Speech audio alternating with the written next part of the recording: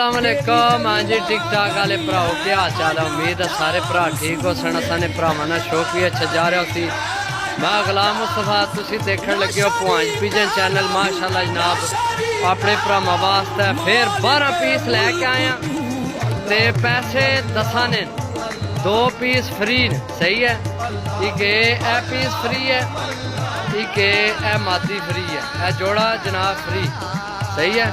ए जोड़ा बिल्कुल फ्री जनाब, ना किसे देना तो ना जनाब थोड़ी सोच ही है या माशाल्लाह। जनाब पीस लैके आए हैं टोटल 12, 10 ने पैसे, जोड़ा फ्री माशाल्लाह। पीस चेक करो माशाल्लाह जनाब। जिस भरा लैने होने 0325 52 40 630, सही है। मादी चेक करो, है मादी ते ए नाल ए फ्री है जोड़ा मेरी तरफों भरावां की। इहो जिहा जोड़ा जनाब तुहानू किस देना फ्री, सही है। कोई भी नहीं है देना।